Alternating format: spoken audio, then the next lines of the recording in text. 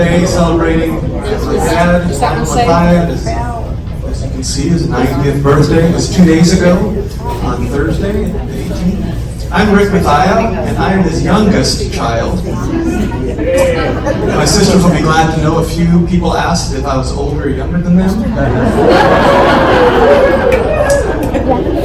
But I live here in Newburgh. Have been here for 16 years working at George Fox University, so right across the road. And recognize many of you, familiar faces. And I know Dad has connected with many of you through the Friends View community, many through the Adventist Church, Kiwanis, Habitat for Humanity, other special groups, committees, Martin Luther King Day Committee, range of different things. However, I do want to claim that I was here first. And this is the first time in my life that I can say that he followed me instead of me going along with him. But we've been delighted for the community that has been here for him, the relationships with all of you. I'm also speaking on behalf of my siblings. So my two sisters are over against the wall here. So Laura is to the right, and Laureen is to the left. So you can remember that. Just remember, Laureen's wearing blue. That might help. Laura's in the more reddish. And then my brother Rob is in the back corner. Rob is from the Pasadena area, down Southern California. Teaches at Azusa Pacific University. Laureen and her family are in the suburbs of Chicago, Batavia, Illinois. And she's on pastoral. She's a director of the women's ministries at her church. And Laura is outside of Nashville in Franklin, Tennessee, and she does some counseling and caring for her family and working with her husband on his coaching and marriage counseling retreats and such. So again, thank you for being here. We've got a short program. This is a come and go thing, so if you do feel like you'd like to get up and go, we'll take no offense. But we have a few people who are going to be part of this short program. Starting with Rick Rogers, our mayor. Appreciate him coming on up here, but thank you to him. And then Ed Springer, our friend, is going to say a few words after him. But thank you, Rick, for being here.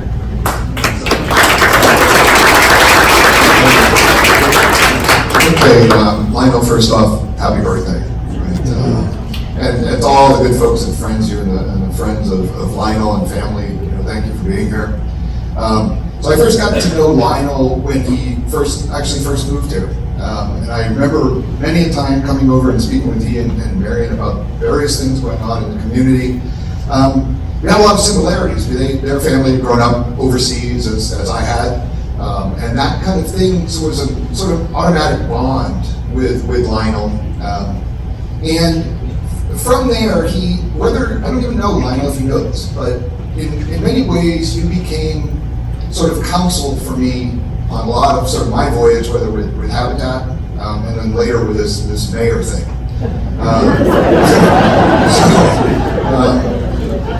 And in two ways. Well, first off, the first one was I was deeply honored to be able to speak at the Martin Luther King celebration this year. It was actually, honestly, my first official duty as mayor. And I can never thank you enough for that opportunity, Lionel. It was touching. It touches me to this day. And then on another occasion, I got the chance to speak to both Lionel and to Rick, because again, soon into the office, there was a question that involved inclusion, and particularly in the faith community. And I could think of no better people to go to for counsel for that particular decision than to Lionel and to Rick. I think in many ways, words that are very, very popular today, inclusion and equity, were things that Lionel has lived his entire life, has shown us the importance and the power of those words. And so when I asked for that counsel about this issue that could have been something, he went straight to the point and said, basically, is it equitable? Right? What you're going to do or what's going to be done, is it inclusive and is it equitable? And again, I think, Lionel, that's the great faith and that's the great light that you provide to us. And whether that's in our role at the city, or again with Habitat for Humanity, you've been an sort of unfailing, sort of, I don't know, for me it's almost you're an unfailing light of real truth, and I'm not trying to be patronizing, even if it is your birthday. But it's absolutely true. And I know that I'm not the only one, and Mayor Bob and I as well. So we have, from the city, a little token of our appreciation. And something that I think in many ways signifies what I believe your value to this community is and has been. And so we'd like to present you, Bob and I would like to present you a key to the city. So.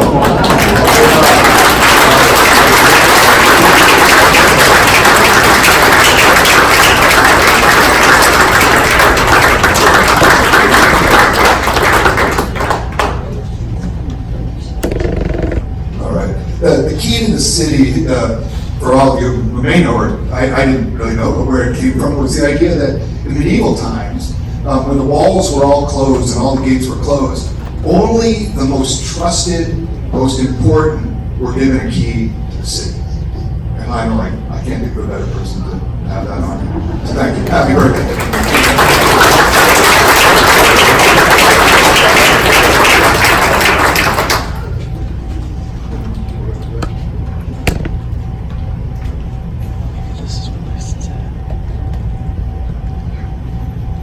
I hope that key works in all the restaurants.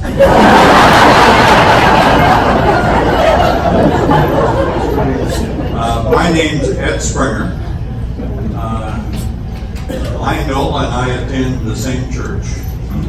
We have very similar backgrounds up to a certain point. We were both trained in the Methodist Church, grew up in the Methodist Church. Both of us went to seminary in the Methodist Church. Lionel and I both pastored in Methodist churches. I retired in, I think 1963. And you haven't retired yet. He's still active. But, I really appreciate the opportunity to say a little bit about my relationship with my friend Lionel. Your name is Lionel. Leo. Don't do that. I'll be calling you Leo from now on. We have many similarities. For an example, we both diet. And our diet is food. And a lot of it. Marion and Esther and Lionel and I probably have eaten in as many restaurants as possible in the Oregon area. And our specialty is ethnic restaurants. We like Chinese, we like Indian, Moroccan, Lebanese. We just like it all. I'm like Will Rogers. I've never met a food that I like. I always like food. And that's our similarity. And we enjoy that time and fellowship together. It's very special.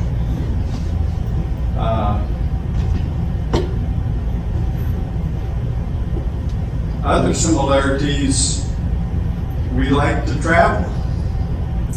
He gets around a lot. I mean, this guy, for being 90 years old, you gotta slow down one of these days. I just got back from a little trip and I've been sleeping all the time since I've been home. This guy just keeps going, and I really am amazed at the energy he has. One of the things we don't have in common is when we go places, I love to take shortcuts.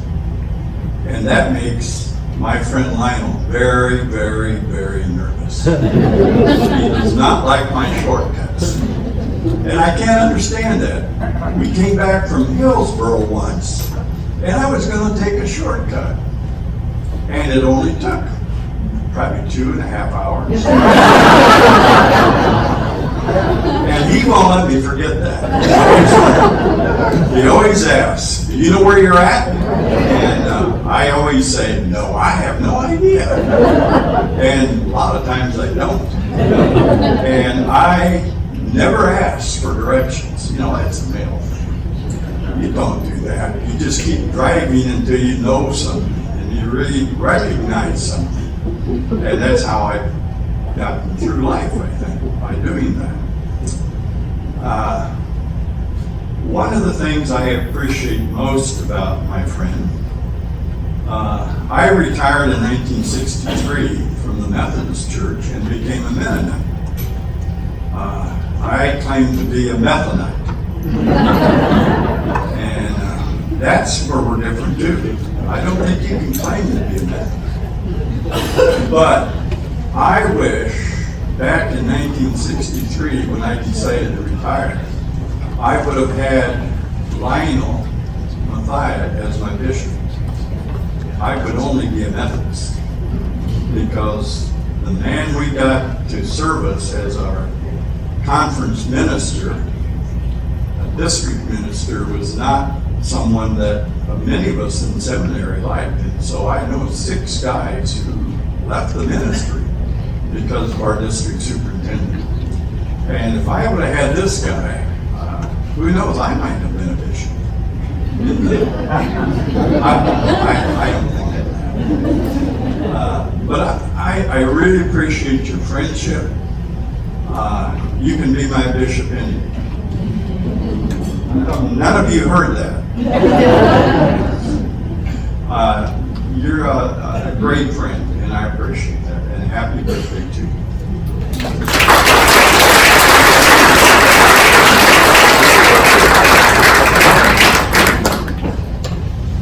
Now we're going to have some special music. Former Mayor Bob Andrews is going to come, accompanied by Marilyn Winters.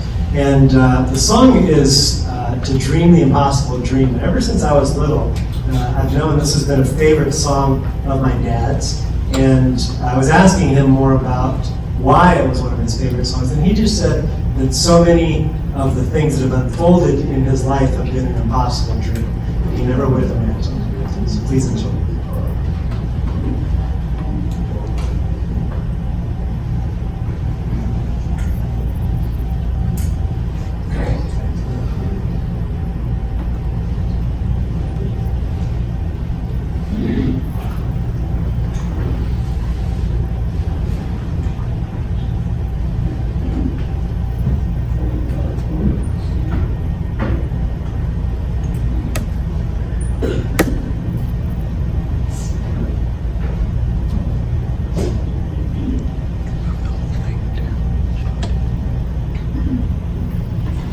Remember why I'm here. Happy birthday. I think I can see you down there somewhere. Among all the ladies here. Yeah, yes, right where you belong, huh? Rick, thank you for your comments. I think they were right on. Lionel has been an influence in a lot of our lives in varying ways. There were 3 things that I just want to highlight first before we have the song. This is during my tenure as mayor. By the way, we have a pretty darn good mayor now, don't we? Yeah. Thank you, Rick. I hadn't been in office too long, and I got a phone call that they were planning in about a week and a half to begin to try to have a Martin Luther King celebration in January. Well, I'd been sworn in January, so we started it, and Lionel said, well, what do you think? And I said, well, go get him. Go after it. And today, I can say, with that, we talk about the impossible dream. But Lionel is more than a dream. I think there's a vision involved in some of the things that he has brought to my attention. But today, we have one of the more successful and one of the more insightful and one of the more spiritual of the Martin Luther King celebrations that there is in the state of Oregon. And for you, thank you for taking the honor and the willingness to get that going. I'm glad you ran with it. Thank you very much.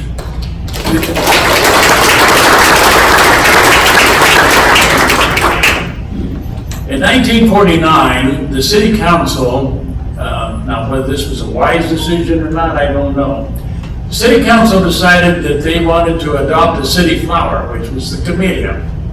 Now, I was reading some history from the Grubby End, from one of our local authors, that a city council back in the very early days, shortly after the turn of the century, had adopted the rose. But in 1949, the city council adopted the camellia, and later on there was a flag that was done, but not much. And then in my early term as a counselor, we started out with a camellia festival. And Lionel says, well, if the council has adopted the camellia as its official flower, and it's the only city in the state of Oregon that is, why isn't Newburgh the camellia city? And I said, well, we just had never gotten that. Can you do something in the legislature? I said, sure. And I gave him the name of the individual to get a hold of. And he said, should I go ahead and contact this legislature? I said, certainly. So Lionel contacted our state senator, Kim Thatcher, and we ran in 2017, wasn't it? 2017 session, we ran with a joint Senate resolution to officially name Newburgh as the camellia city of the state of Oregon. And in both houses of the Oregon legislature, that passed unanimously. So thank you for your spearheading on that. We are the camellia city. Thank you. But it didn't rest there. It didn't stop there. I think Ed is right. He just keeps going.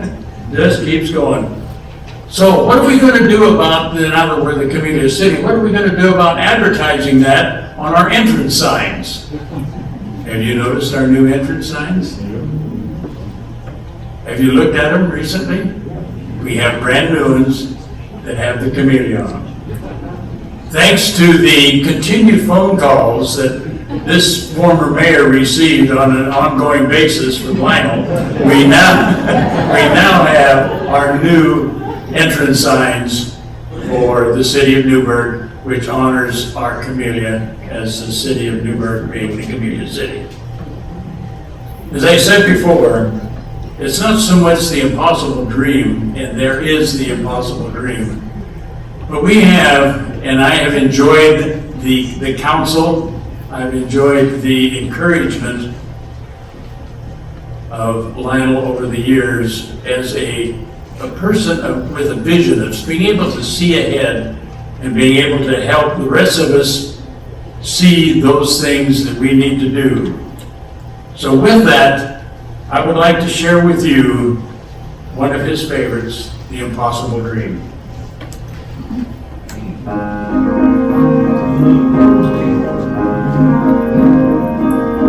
To dream the impossible dream, to fight the unbearable foe, to bear with unbearable sorrow, the one where the brave dare to go, to right the unrightable wrong, to live pure and chaste in the Lord, to try when your arms are too weary, to reach the unreachable star. This is my quest, to follow the star, no matter how hopeless, no matter how far, to fight for the right, without question or pause, to be willing to march to the hell for a heavenly cause. And I know if I'll only be true to the infinite Christ, that my heart will be peaceful and calm when I'm laid to my rest. And the world will be better for this, that one man, scorned and covered with scars, still strove with his last ounce of courage to reach the unreachable stars.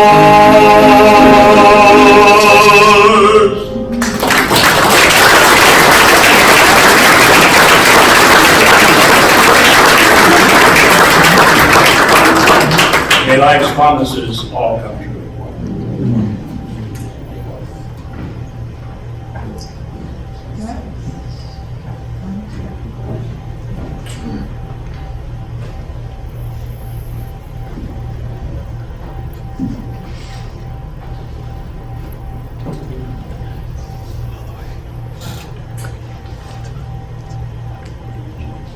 That was beautiful, Bob. Thank you so much. We just appreciate your words and your music.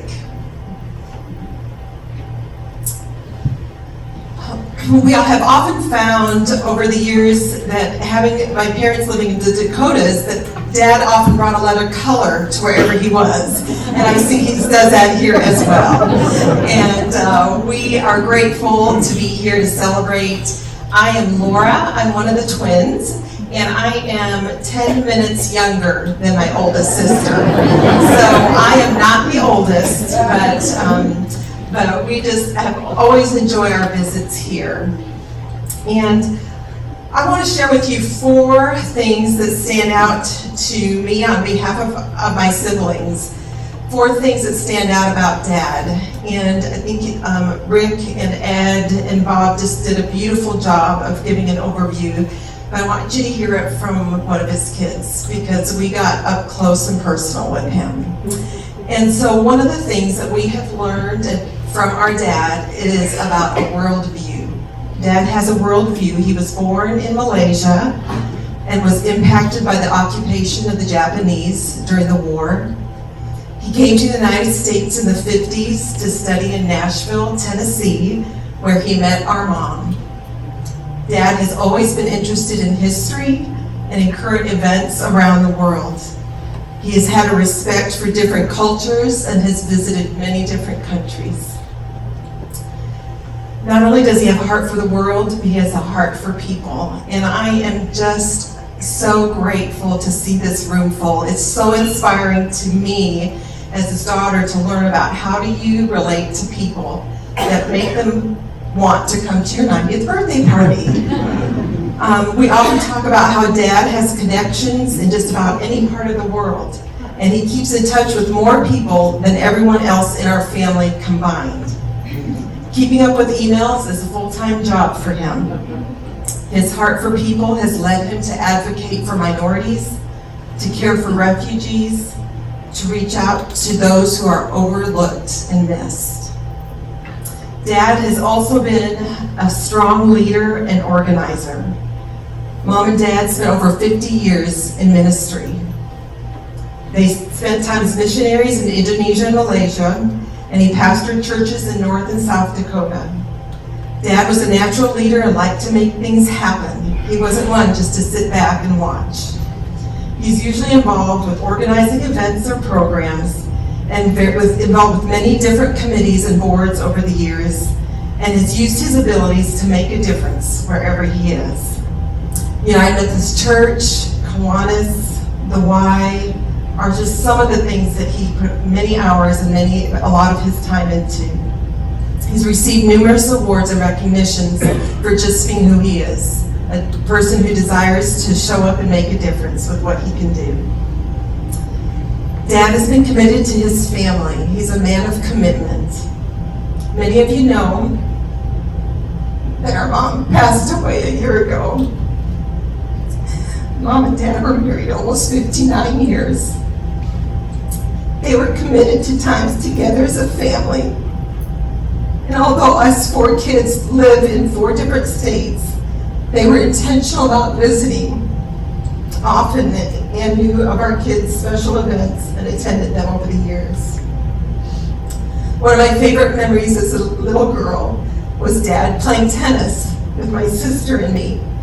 He was a very good tennis player, and so we knew it took a lot of patience for him to play with us, but he was always willing. He also was a very good golfer, but somehow he didn't get any of us out on the golf course, except I did hear that Rob was his caddy for maybe one time. And finally, Dad, he has been faithful. Dad has lived a life of service and has been active in the church and in his community, as you've heard. I have heard him say that as Christians, we never retire. He has modeled this to us by the way he's lived his life. Dad has lived by faith, especially over this last year, as he has grieved the loss of his life partner. Dad, on behalf of us children, we want to say well done, good and faithful servant. We are grateful for the legacy you are leaving us. Our Malaysian heritage, a commitment to faith and family, a focus.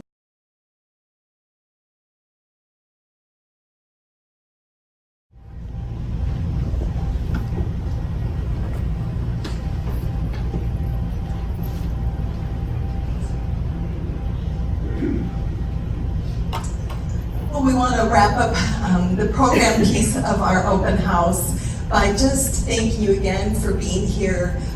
My siblings and I, other than Rick who lives in town, we get to come and visit. And I have to tell you on behalf of all of us, what a wonderful community you have. It means so much to us that Mom and Dad were part of Friendsview, of Newburgh, and all the many activities and communities. And we have just been able to witness the friendship that has been offered to us when we come to visit. But it's so reassuring for those of us that aren't right here to know that Dad's in good hands. So we're so very grateful. And Dad, before we wrap up, we wondered, do you want to give a few brief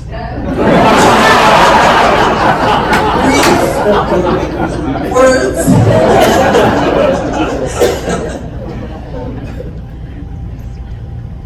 First and foremost, thank you to each one of you for being here.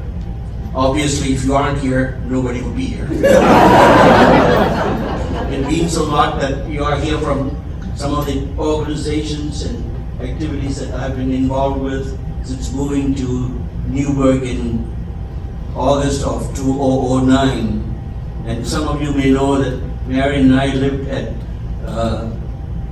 Springbrook Meadows for about 2.5 years because nothing was available in Cherry Street. And when one became available, we moved there. And we were there since 2012. 2011 is when I had my major surgery. Yes, I did have major surgery and survived.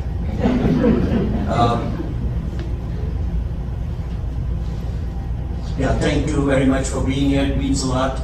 And it's very representative of the groups that I've been involved with. And I feel good about that. And thank the Lord for guiding me to the various places that I've been and for the various opportunities to be of service. And thank you so much for being here this day. Thanks.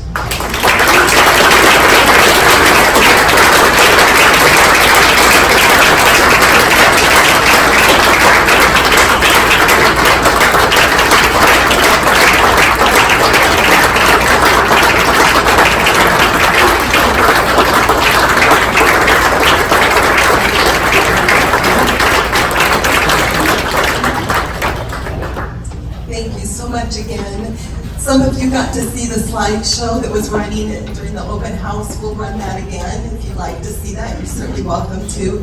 But otherwise, this concludes the program. I would like to close us in a word of prayer. Heavenly Father, we are so thankful for your presence here and for the friendships that are represented in this room. We thank you that you have provided such a beautiful community to Mom and Dad these last 10 years. And today we celebrate the life of our dad, who has meant so much to us and the people in this room and the community. We thank you for the way you have gifted him. We thank you for the way you have used his gifts. We thank you for his commitment to you. And even at 90, that he continues to desire to serve you, to love you, and to faithfully honor you in all that he says and does. Go now with us, we pray. Thank you for the blessing again of this time together. In Jesus' name.